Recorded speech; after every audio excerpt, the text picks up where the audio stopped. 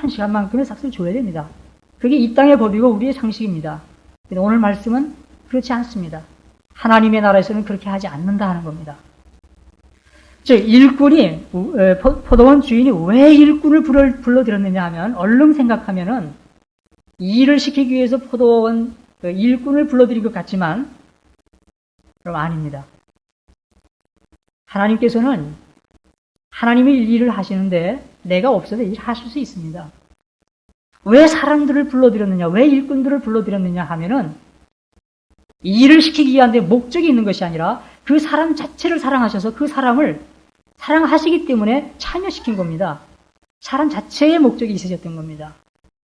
그래서 계산하는 법이 달랐습니다. 똑같이 한 데나리온, 똑같은 사람으로서의 평가, 인정을 해주는 그런 모습으로 싹쓸 지불했던 것입니다. 자, 오늘 이 말씀을 통해서 우리가 첫 번째로 듣는 메시지가 뭐냐 하면 하나님의 나라, 하나님 나라의 계산법, 하나님 나라에서의 삶의 원리는 일보다 사람을 중요시하는 것이다 하는 겁니다. 일이 아니라 사람에게 초점이 있고 목적이 있고 기준이 있다 하는 것입니다. 바로 이것이 기독교의 특징이기도 합니다. 여러분 누가복음 23장 43절 이하에 보면 예수님께서 십자가에 달리셨을 때 좌우 양편에 강도 두 사람이 달렸었습니다. 그 중에 한 사람이 당신이 당시의 나라에 임할 때에 나를 좀 기억해 주십시오 라고 하는 부탁을 합니다. 그때 예수님께서 그 강도를 향하여서 분명하게 하시는 말씀이 내가 오늘 나와 함께 낙원에 있으리라. 그러니까 우리식으로 말하면 그래, 네가 오늘 나와 함께 천당에 갈 거다. 그런 뜻입니다. 네가 나와 함께 하나님 나라에 가게 될 것이다. 만약에 우리가 이 세상에서의 기준을 따라서 생각한다고 하면, 이 일을 중요하게 생각한다고 하면 이 사람이 하나님 나라에 들어갈 수 있는 아무런 자격이 없습니다.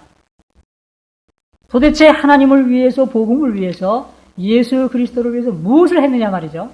아무것도 한 거 없어요. 그런데 그 사람을 향하여서 예수님은 네가 오늘 분명히 나와 함께 하나님 나라에 있을 거다. 하나님의 나라를 약속해 주셨다. 비록 한 일은 없지만 하나님께서도 너를 한 사람으로 인정하시고 내 한 영혼을 사랑하시고 너의 영혼을 구원하시기 위해서 나를 보내셨다고 하는 사람에 대한 관심과 가치, 그 영혼에 대한 구원이 거기에 나타나고 있는 거죠. 마태복음 25장에 보면 이런 말씀은 많이 있습니다만은 똑같은 천국의 비유에 대한 장인데 여기 말씀 가운데에서 심판에 대한 이야기가 나오는 부분이 있습니다. 인자가, 즉 임금이 사람들을 모아서 심판을 하는데 어떤 사람은 오른쪽으로 가라 그러고 어떤 사람은 왼쪽으로 가라 그럽니다. 오른편에 가는 사람들을 향해서는 너희들은 참 복받은 자들이다. 창세로부터 예비된 하나님의 나라에 들어가서 영원히 살아라 하는 것이죠. 얼마나 좋은 일입니까? 너희들은 이쪽으로 가라. 너희들은 하나님 나라에 가서 영원히 살도록 하라. 참 복 있는 자들이구나. 그러니까 이 사람들이 고맙기도 하고 기쁘기도 하지만 감격스럽습니다. 그래서 묻습니다.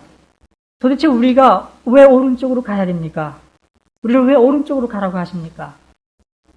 그럴 때 이 임금이 뭐라고 말하느냐 하면 내가 줄일 때에 먹을 것을 주었고 목마를 때에 마실 것을 주었고 그리고 나그네 되었을 때 영접해 주었고 내가 벗었을 때 또 혹은 병들고 옥에 갇혔을 때 나를 돌봐 주었다.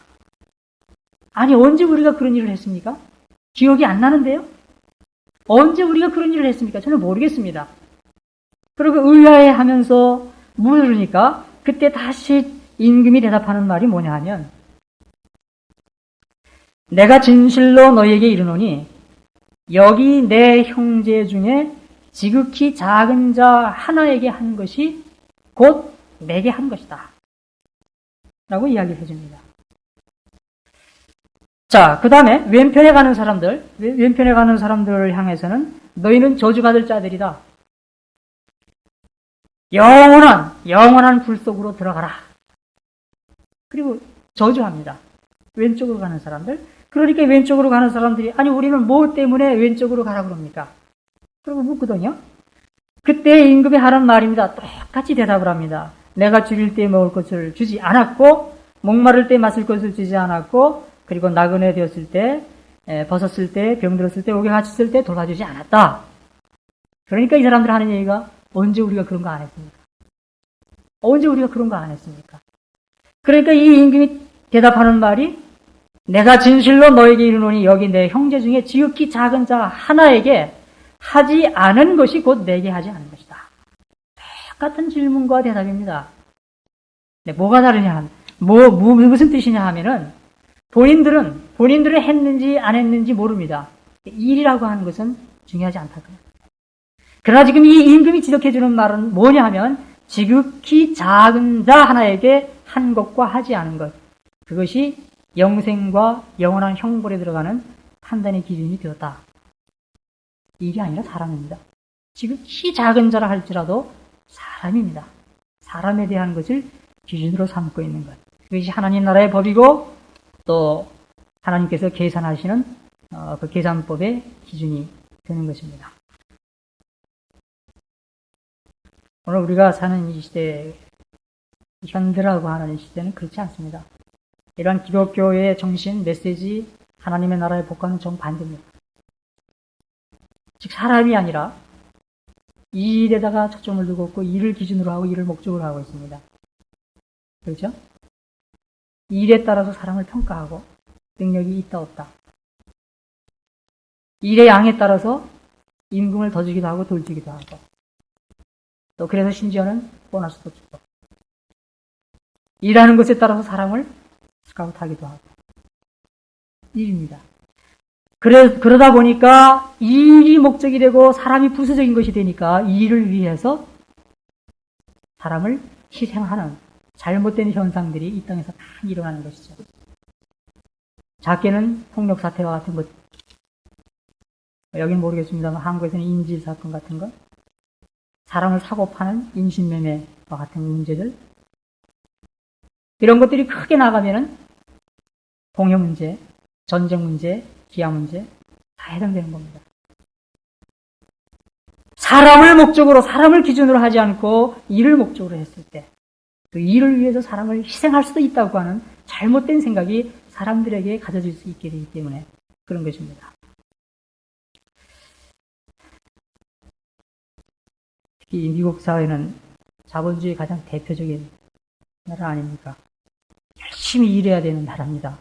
아마 여러분들 굉장히 바쁘시게 사는 것으로 제가 그렇게 짐작을 합니다.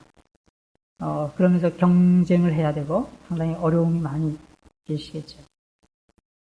그렇다고 해서 오늘 현대라고 하는 시대적 사조가 그렇고 내가 이 땅에서 몸담아 살고 있는 육신적인 삶을 살고 있는 이 사회가 그렇다고 해서 하나님 나라의 삶을 사는 이 교회에서의 우리들의 삶도 그럴 수는 없습니다. 오히려 왜 오늘 이 땅에 교회가 존재하고 있느냐 하면 그러한 세대 속에서 하나님의 나라를 증거하고 전파하고 보여주기 위해서 이러한 역사를 거슬려서 하나님의 뜻을 이루기 위해서 이 교회가 있고 내가 있는 것이죠. 그래서 종종 보면은 교회나 혹은 개인적인 크리스찬들의 삶의 모습이 오히려 이러한 세상의 흐름에 끌려 들어가는 그런 경우들이 있다 하는 것을 보게 됩니다. 자, 여러분, 오늘 헌신하시는 이 여전도의 회원 여러분, 여러분 지금까지 어떻게 사셨습니까? 지금 이 시간에 하나님 앞에 한번 계산해 보시죠. 야, 너 나하고 계산하자. 그 계산이 적자가 날지 흑자가 날지. 하나님께서는 내가 얼마나 일 많이 했느냐 지금 그렇게 묻지 않으십니다. 내가 얼마나 사람들에게 관심을 가졌고 그 사람의 사람됨을 높여주었고 또 그 사람들을 사랑해 줬느냐 그걸 물으십니다.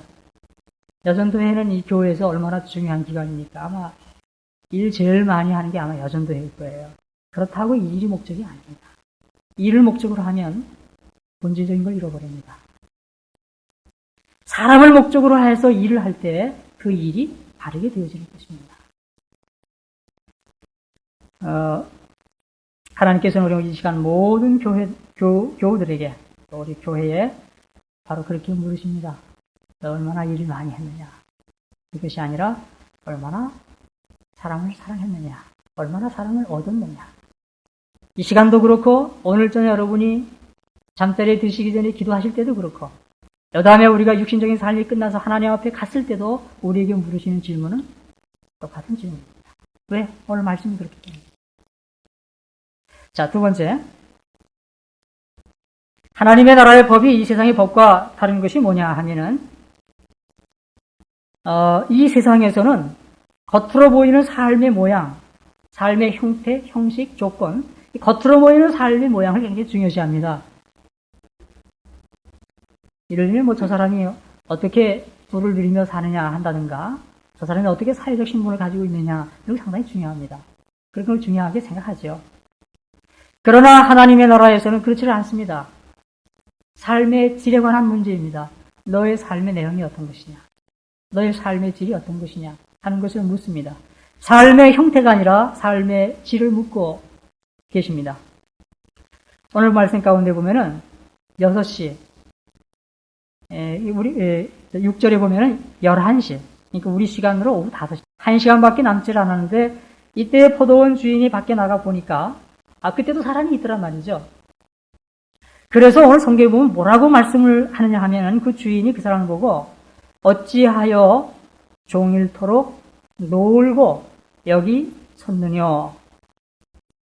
여러분 그 말씀이 무슨 뜻인지 아시겠습니까?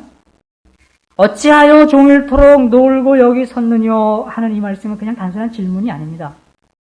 야, 이 사람아, 너에게 주어진 삶이 얼마나 귀한 것인데 네가 그 삶을 여기서 낭비, 허송세월하고 있단 말이냐 하면서 책망하는 그런 의미의 말입니다.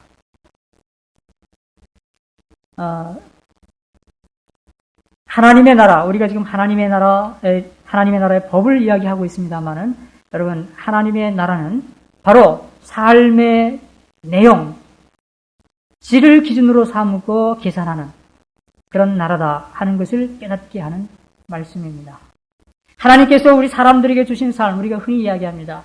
하나님의 뜻 가운데에서 우리의 생명이 허락되었다. 정말 그렇게 믿으십니까? 하나님의 뜻 가운데서 내 삶이 주어졌다.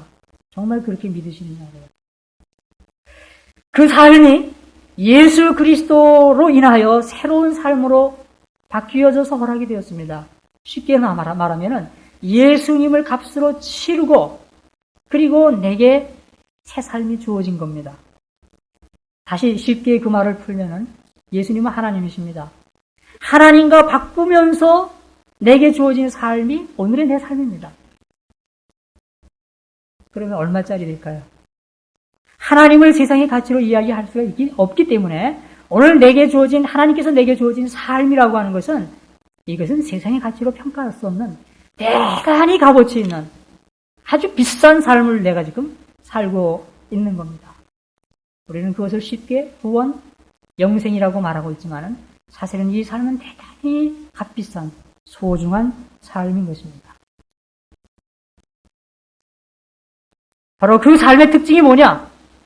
바로 그 삶의 특징이 뭐냐? 우리가 영생이라고 말하는데 그건 삶의 질을 말하는 것이거든요. 예수 그리스도 안에서 내가 외적으로 어떤 형태로 주어지든지 내 삶의 내용이, 내 삶의 질이 구원받은 자, 즉 영생의 삶으로서의 평화와 기쁨과 감격으로 가득 차 있는 그런 삶을 내가 지금 살고 있다. 그런 뜻입니다. 지금의 여러분의 삶이. 복음서에 보면은 예수님과 관계될 많은 사람들이 등장합니다. 헤아릴 수 없이 굉장히 많은 사람들이 등장합니다. 어떤 사람은 구체적인 이름이 드러나기도 하고 어떤 사람들은 이름이 감춰지고 어떤 사람들은 많은 무리 속에 파묻혀서 그냥 숫자에도 채 확인이 될 수 없는 그런 사람들도 있고 많은 사람들이 있습니다. 그런데 거기에 등장하는 사람들의 공통된 점이 뭐냐 하면은, 특별히 소개되고 있는 사람들의 공통된 점이 뭐냐 하면 예수님을 만나기 전에는 내게 주어진 외적인 삶의 조건, 형태, 거기에 그냥 매인 채로 삶의 의미가 없고 삶이 재미가 없고, 그래서 쉽게 표현하는 대로 죽지 못해서 사는 것과 같은 그런 삶을 살다가 어느 날 예수님을 만나가지고 그 삶이 바뀌어집니다. 그래서 삶의 기쁨이 넘쳐서 찬양과 기쁨이 넘치는 감격스러운 모습으로 예수님을 증언하고 많은 사람들한테 띄어 증언하는 그런 삶의 모습으로 바뀌는 것. 삶이 죽지 못해 사는 삶에서 아주 감격 넘치는 삶으로 바뀌었다고 하는 데에서 모두가 다 공통점을 가지고 있습니다. 사마리아 우물가, 야곱의 우물가에서 만난 여인. 사람들의 눈을 피해서 뜨거운 땡빛 아래 다른 사람들 다 낮잠 자고 쉬는 그 시간에 물동이를 머리에 이고 동고밭까지 나왔던 사람. 그러나 그 우물가에서 예수님을 만난 다음에는 물동이를 집어내 던지고 자기가 피했던 그 사람들 속으로 뛰어가면서 예수님을 증언하지 않습니까? 내가 메시아를 남았다. 삭개오의 이야기요. 이 사람은 사마리아 여인과는 또 다르죠. 외적인 삶의 조건, 형태는 좋은 사람입니다. 세리장이기 때문에 돈이 많지요? 사회적인 지위도 보장되어 있죠? 이런 삭개오가 예수님을 만난 다음에 자기의 재산까지도 팔아서 남에게 나누어 주겠다고 하는 그런 고백을 하면서 감격에 찬 신앙 고백을 합니다. 예수님을 만난다.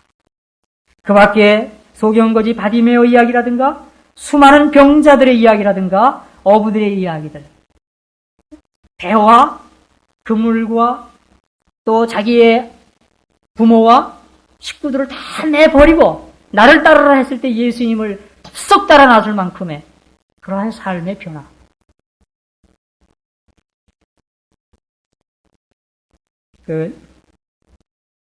저희 어머니 이야기 좀 잠깐 드려야 되겠습니다.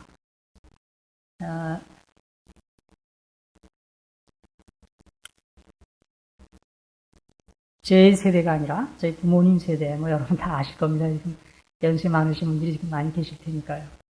우리 한국 사회에 있어서, 현대사회에 있어서 제일 어려운 때를 사신 분들이 아닌가 그런 생각을 합니다.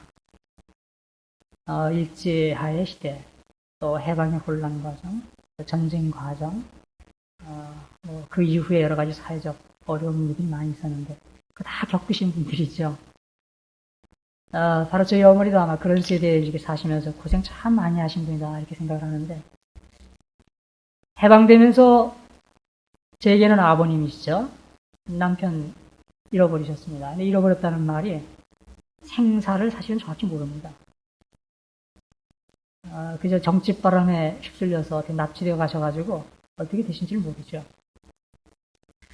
그러고는 얼마 안 있다가 한국전쟁이 일어났을 때 저희 집에 자식들로는 제일 위가 되는 큰형께서 전쟁에 나갔다가 또 행방불명됐습니다. 그러니까 한 가정에 말하자면 기둥 두 개를 한꺼번에 잃어버리는 이제 그런 어려움을 당하시는 것이 저희 어머니셨고, 그래서 사실은 사남매가 남았는데, 삼형제가, 제가 막내입니다. 삼형제가 누님의 손에 의해서, 교육을 받고, 학교를 다니고, 또 이렇게 자라고, 참 어려운, 제가 지금 이야기 쉽게 할 수 없는 그런 어려운 과정과 사정들이 있었습니다. 이게 이제 저희 어머니는 이게 마음이 안정될 수가 없죠. 마음도 안정이 되지 않고, 그리고 오래 가니까 정신적으로도 건전할 수가 없고. 그래서 제가 볼 때는 그때 어린 마음에 저희 어머님이 이게 정상이 아니시구나 할 정도로 상당히 어렵게 사셨어요.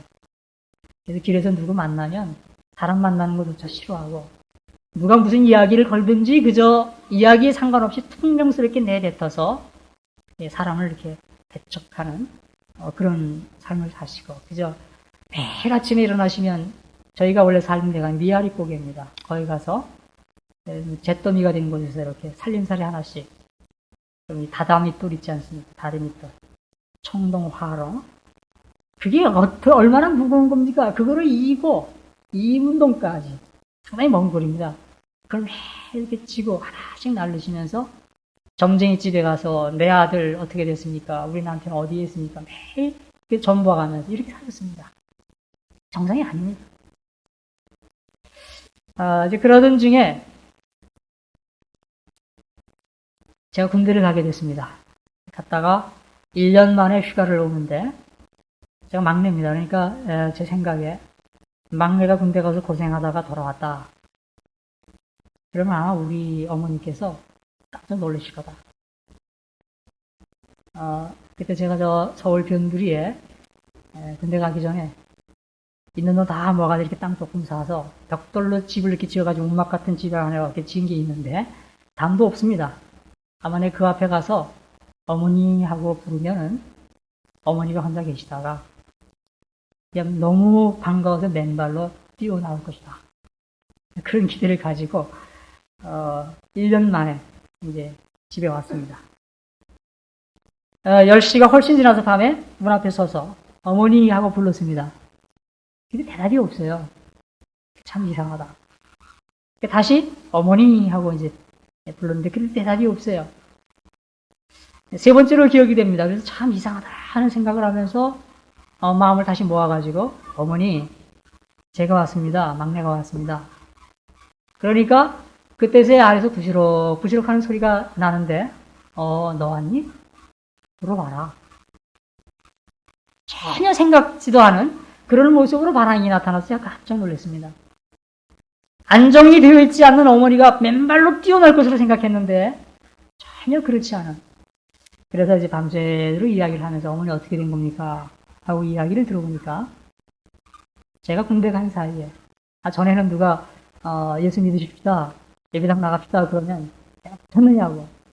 그러면서 안 나가시던 분이 교회에 나가면은 제사를 안 지내도 된다는 그 말 때문에 교회를 나가셔가지고 신앙생활을 하신 거예요. 그래서 믿음을 갖게 되셨고, 그래서 모든 것이 정리되어진 가운데에서 편안하게 안정되어 있는 그런 삶을 갖게 되신 겁니다. 제가 그때 밤새 어머니와 이야기를 하면서 그 이야기를 듣고요. 이게 예수 믿는다는 거구나. 이게 신앙이라는 거구나. 아주 제가 강하게 거기서 받았습니다. 물론 이제 그 후에 어머니께서 저를 위해서 늘 기도하시는 모습으로 사시다가 한 4년 전에 돌아가셨는데요. 여러분, 이 시간에 하나님께서 우리에게 물으시는 질문이 바로 그겁니다. 시편 23편에 보면은 여러분 너무 익숙한 말씀이죠. 시편 23편 이 땅에 있는 전 세계 신구교를 다 합쳐서 그리스도인들 가운데서 가장 많이 좋아하는 성경의 챕터, 장이 어디냐 그러면은 시편 23편이라 이렇게 이야기를 합니다. 신구교 다 합쳐서 여호와는 나의 목자시니 내가 부족함이 없으리로다. 여러분 거기 4절에 보면 내가 사망의 음침한 골짜기로 다닐지라도 해를 두려워하지 않을 것은 주께서 나와 함께 하십니다. 왜 이 시편 23편을 많은 사람들이 좋아할까? 어린이도 청년도 노인들도 왜 좋아할까? 왜 목사님들이 임종할 때 임종하는 예배를 드리면서 이 시편 23편을 많이 읽을 수밖에 없습니다. 사망의 음침한 골짜기에 다닐지라도 내가 두려워하지 않는다. 왜? 하나님께서 나와 함께 하시기 때문에. 내 삶이 죽음의 순간, 죽음과 같은 삶의 상황이라 하더라도 주님이 나와 함께 하시면 나는 영생의 감격이 내게 있다. 그 말입니다. 현대인들이 삶을 참 메마른 가운데서 고통스러워하고 있어요. 외적으로, 물질적으로는 풍요할지 모르지만 실제로 삶이 상당히 메말라 있습니다. 한국에도 자살하는 사람 많습니다. 중고등학생들만 1년에 100명 이상이 자살하니까요. 메말라 있습니다. 그러다 보니까 나타나는 현상들이 이제 마약 현상 같은 것이 나타나는 것이고, 여러 가지 폭력들, 요즘 그 한국 소식 많이 들으셨죠? 이게, 글쎄요, 경제적인 것으로 힘으로 말하면 세계에서 7번째래요, 한국이. 요즘은 어디 가든지 다 이렇게 어깨 피고 다닐 수 있더군요. 그러면 뭐 합니까? 정작 우리가 누려야 할 그 삶은 엉망진창이 되어졌는데. 글쎄요, 여러분 이곳에 오셔서 사시면서 여러 가지 어려움이 많이 있으실 겁니다. 때로는 그래서 피곤함을 느낄 수도 있고, 좀 심각하면 삶의 좌절함도 생각하게 되는 그런 경우도 없지 않으시겠죠. 또 어떤 경우에는 아마 후회하는 그런 경우도 없지 않으실 것입니다. 그러나 내가 그리스도인 이상 하나님 앞에서 내가 고백할 수 있는 것, 다른 사람 앞에서 드러나야 하는 내 삶은 뭐냐 하면, 그러한 내 삶의 정황이 어떻든지 간에 내가 예수 그리스도를 만났기 때문에, 예수님께서 나와 함께 하시기 때문에 내 삶은 하나님과 함께하는 영생의 삶, 감격 있는 삶의 모습으로 고백되어져야 합니다. 그것이 구체적으로 외적인 여러 가지 조건들이 가난하거나 몸이 온전치 못하거나 가정에 문제가 있거나 무슨 외적으로 여러 가지 결함이 있거나 이곳 사회에서의 사회적인 내 신분이나 지위나 하는 일들이나 이런 것들이 어려움이 있다거나 하든지 간에 그런 것들은 이유가 되지 않을 것입니다. 지금도 하나님께서는 우리에게 물으십니다. 내가 비싸게 갖추고 나와 바꾸어서 너에게 준 그 삶을 너는 얼마나 사랑하고 그래서 그리스도 안에서 감격스러워하면서 삶을 누리고 있느냐? 그렇게 물으십니다. 네가 얼마나 삶의 외적인 모양을 갖췄느냐 하는 것이 아니라 오늘 이 여전도의 온 교우들 그리고 전체 교회를 향하여서 물으십니다. 세 번째로 오늘 말씀 가운데서 우리가 생각하게 되는 것은 하나님 나라의 법은 결과도 중요하지만 무엇을 더 중요하게 생각하는 기준을 갖고 있는 법이냐 하면 과정입니다. 과정. 오늘 임금을 지불할 때 그 가운데 먼저 온 사람들이 주인에게 나와서 항의합니다. 우리를 종일 수고와 더위를 견딘 우리와 함께 똑같이 임금을 주느냐. 왜? 일한 양이 다 다른데 우리도 똑같이 한 데나리온을 주느냐. 다른 사람들 조금 일한 걸 보니까 우리는 나중에 더 주겠다 하고 기대했는데 왜 똑같이 한 데나리온밖에 안 주냐 이거예요. 이렇게 항의할 때 그때 주인이 대답합니다. 친구여, 내가 네게 잘못한 것이 없노라. 내가 나와 한 데나리온의 약속을 하지 아니하였느냐. 한 데나리온의 약속을 하지 아니하였느냐. 나는 약속한 대로 이행했을 뿐이다. 데나리온은 남자 한 사람이 일해서 식구들과 함께 3, 4일 동안 먹을 수 있는 임금에 아무런 하자가 없는 그런 임금이라고 하는 뜻입니다. 그럼 뭐가 문제가 있냐? 한 대는 약속했고 그 한 대는 줬으니까 너 가져가서 식구들하고 먹고 살 수 있는 건데. 문제는 뭐냐면 이 사람이 지금 문제가 뭐냐 하면은 다른 사람과 비교를 한 데서 문제가 생긴 것입니다. 그래서 하나님과 약속한 그 약속 외의 것을 기대했었고 그 기대를 하는 과정 속에서 하나님 앞에 불평하고 원망하는 마음이 생겼고 그래서 쓸데없는 질문하면서 하나님 앞에서 실수하게 된 거죠. 주인 앞에서 실수하게 된 겁니다. 자, 뭘 말하느냐?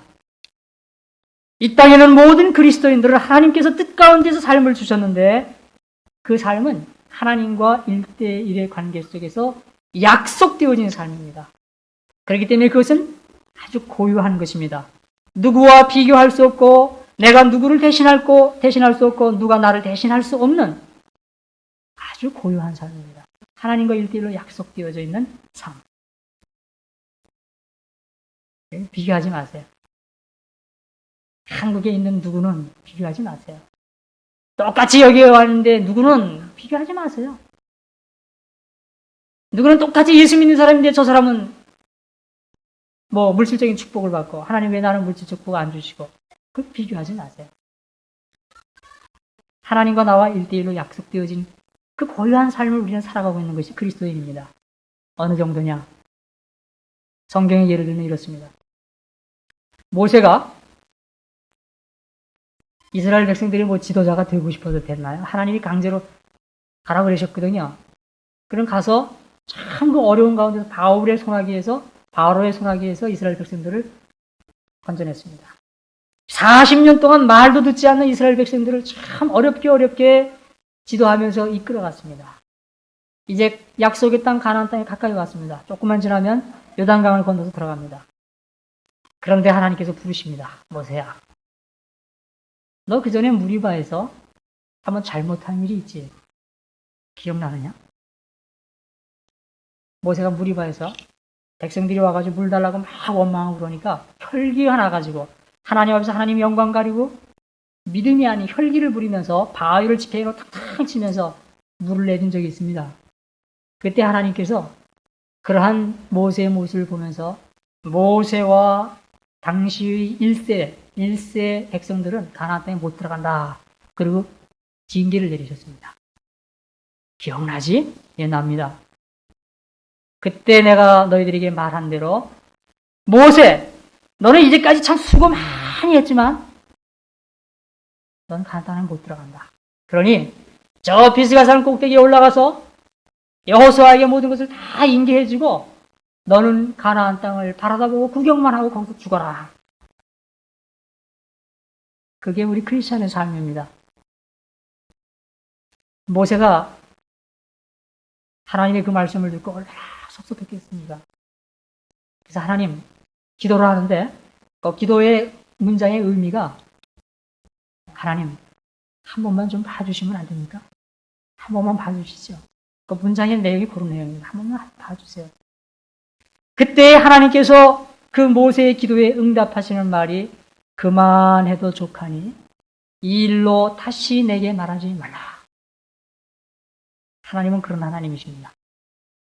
그래서 모세가 여호수아를 불러서 다 인계해 줍니다. 그리고 신명기 마지막 장에 가면은 구경만 하고 거기서 죽습니다. 요걸 넘어가니까 잘못되어지는 거예요. 모세의 훌륭한 점이 어디 있느냐면 거기까지 그어놓은 하나님과 약속된 그 선을 안 넘어가는 겁니다. 이게 그리스도인들의 삶입니다. 그렇다고 해서 하나님 앞에 불평할 수가 없는 거예요. 똑같습니다. 요한복음 22장 보면 요한복음 21장은 요한복음의 부록이라고 합니다. 부활하신 예수님께서 흩어져 나간 제자들을 찾아가셔서 아유 이 어리석은 것들 그러면서 부활의 주님을 깨우쳐 주시고 생선을 가져오라고 해서 조각 가지 잡으십니다. 그러는 중에 이 수제자 베드로를 불러서 야 네가 정말 나 사랑하느냐 3번씩 부르십니다. 베드로가 스스로 죄송스러운 마음으로 대답을 하고 나니까 그때 예수님께서 뭐라고 그러시는지 아십니까? 젊어서는 내가 스스로 띠띠고 원하는 곳으로 다녔거니와 늙어서는 네 팔을 벌리리니 남이 네게 띠띠우고 원치 아니하는 곳으로 데려가리라. 정말 네가 나 사랑해? 정말이지? 정말이지? 네, 그래. 그럼 내가 할 말이 있다. 네가 젊어서는 나를 위해서 복음을 해서 열심히 일하다가 나이가 들면 다른 사람들에게 붙잡혀서 강제로 순교당할 것이다. 순교를 예언하는 말씀입니다. 어떻게 예수님이 베드로에게 하필이면 그런 말씀을 하실 수가 있겠어요? 하나님이나 예수님이 똑같으시네요. 그러니까 이 베드로가 참 마음이 불편합니다. 그렇다고 또 예수님 앞에서 실수할 수는 없고 그래서 나오는 말이 선생님 그러면 여기 이 사람 요한은 아무래도 나보다 더 사랑하시는 것 같은데 이 요한은 그럼 어떻게 됩니까? 요한은 어떻게 됩니까? 그때 예수님께서 대답하십니다. 내가 올 때까지 그를 머물게 하고자 할지라도 네게 무슨 상관이냐? 네게 무슨 상관이냐? 너는 나를 따르라. 야, 이 사람아. 너는 나를 위해 일하다가 순교를 당해. 물론 요한은 예수님이 더 사랑하는지 모르죠. 어쨌든 요한은 자연사를 합니다. 그리고 오래 삽니다. 예수님이 다 아시겠죠. 그러니 그게 너하고 무슨 상관이 있냐 말이죠. 그래도 베드로 너는 너의 길을 가고 요한은 요한의 길을 가는 거다. 하나님과 약속된 각자의 고유한 그 길을 가는 거야. 너 그 요한과 비교하려고 그러지 마라. 그럼 너 실수하고 내게 주어진 그 사명 그 네가 감당할 수가 없다. 그런 뜻이죠.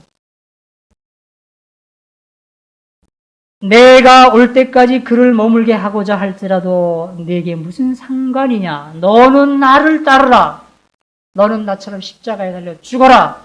이 말씀이 요한복음 21장 뒤에 2번이나 반복됩니다. 그래서 요한복음의 결론입니다. 우리 크리스찬은 하나님과 약속된 그 길을, 그게 무슨 길이든 그 길을 남과 비교하지 않고 약속된 대로 그냥 가는 겁니다. 자, 우리는 자꾸 가시적인 걸 추구합니다. 자꾸 결과를 만들어 놓으려고 합니다. 그래서 그 결과를 위해서는 과정을 아무렇게나 가려고 합니다. 수단과 방법을 신앙적이 아니더라도 괜찮다는 식으로 우리가 뭔가 살아가려고 하는 그런 모습들이 있습니다. 믿음이란 하나님에 대한 절대적인 신뢰를 말한다고 하는 것이라 한다고 하면 우리가 하나님을 믿고 산다고 하는 것은 하나님과 약속된 삶을 따라 사는 것이기 때문에 그렇다고 하면 우리의 삶의 모든 결과는 하나님이 다 지금 갖고 계시는 거예요. 내 삶의 결과는 하나님이 이미 다 갖고 계십니다. 근데 왜 그거를 내가 억지로 만들려고 합니까? 믿음으로 산다는 것은 하나님께 다 달려있는 그 결과, 그렇기 때문에 나는 내게 주어지는 그 과정만 신실하게, 충성스럽게 하나님에 대한 신뢰를 가지면서 살아가는 것. 그것이 우리 그리스도인들의 삶의 모습입니다. 우리 크리스찬들이 자꾸 결과를 바라보면서 과정을 소홀히 하는 경우가 없지 않습니다. 하나님께서 이 시간 우리들에게 물으시는 것, 너 어떤 결과 이뤘냐 이렇게 묻지 않으십니다. 이 다음에 가서도 그렇고 지금도 그러십니다. 이 여전도에 어떤 결과 가져왔냐 지금 그렇게 물으시지 않았어요. 결과가 지금 없더라도 과정에서 충실했으면 하나님이 그걸 더 기뻐하시는 겁니다. 결과를 가지고 좋은 결과를 하는 게 지금 드리는데 과정이 잘못되었으면 하나님 절대 기뻐하지 않습니다. 왜? 잘했든 못했든 그 결과는 하나님이 하신 거기 때문에. 다만 우리는 과정에 참여하는 거군요. 여러분, 기독교 복음의 핵심은 하나님 나라입니다. 그리고 그 하나님의 나라는 종말적 하나님 나라도 있지만은 이미 이 땅에서 우리에게 누리도록 하셨습니다. 하나님 나라를 우리가 구체적으로 누리도록 하는 그 삶의 장, 보이지 않는 하나님 나라에 보이는 샘플로서의 이 땅에 있는 장이 뭐냐 하면 바로 교회입니다. 우리는 이 교회를 장으로 해서 이 교회를 터전으로 해서 하나님 나라의 삶을 누려야 됩니다. 그리고 그 삶을 통해서 증거가 되어져야 됩니다. 어떻게? 하나님의 법을 알고 그 하나님의 법대로 삶으로. 개인과 이 교회가 그렇게 살 수 있을 때 사도행전 2장 마지막 절에 나오는 대로 말로 증언해서가 아니라 우리의 그 삶을 보고 많은 사람들이 하루에 3,000명, 5,000명씩 모여드는 하나님 나라의 확장에 대한 역사, 열매가 있게 되는 것입니다. 여러분 개인적으로 이렇게 본질에 충실하십시오.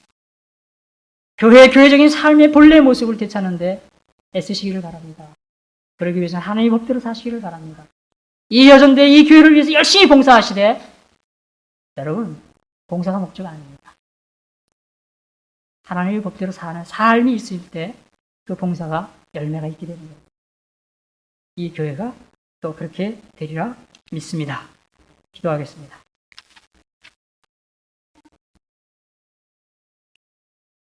거룩하신 하나님 아버지, 오늘 저희들이 헌신 예배를 드리고 있습니다. 이 여전대뿐만이 아니라 우리 모두가 다 이 시간에 하나님 앞에 다시 한번 우리 자신들을 드려서 온전한 하나님의 것이 되기를 원합니다. 거룩하신 하나님 아버지, 간절히 바라옵는 것은 오늘 주신 말씀대로 우리가 하나님 나라의 백성으로서 그 나라의 법을 잘 알아서 법대로 삶은 없고 입으로만 증언하면서 열매가 없는 것이 아니라 우리가 좀 외적인 것 부족하더라도 우리의 삶을 통하여 많은 사람들에게 하나님 나라를 증언함으로 하나님의 선교의 역사에 바르게 참여할 수 있도록 저희 모두를 받으시며 사용해 주시기를 맡겨드립니다. 성령께서 이 시간 우리 한 사람 한 사람 마음속에 하나님 앞에 하나님의 법을 따라서 충실한 결단을 할 수 있도록 도와주시기를 원하며 이 여전도회가 한 지체로서 하나님의 몸된 교회를 섬기고자 할 때 법을 따라 바르게 섬길 수 있도록 다시 한번 자신들을 돌아보며 모든 것을 새롭게 다짐할 수 있도록 허락해 주시기를 원하며 또 이 교회가 이런 하나님의 법에 충실한 하나님 작은 나라가 되어서 하나님 앞에 영광 돌리는, 그래서 이곳에 찾아오는 모든 사람들마다 구원을 얻을 수 있고 영생의 삶을 구체적으로 여기에서 많이 누리고 체험을 받을 수 있는 귀하고 아름다운 교회가 꼭 되게 해 주시옵소서. 하나님께서 우리의 마음의 중심을 아시고 다 받으신 줄을 믿어서 다시 한번 우리의 모든 이후의 삶을 전폭적으로 맡겨드리오며 예수 그리스도의 이름으로 기도드리옵나이다. 아멘.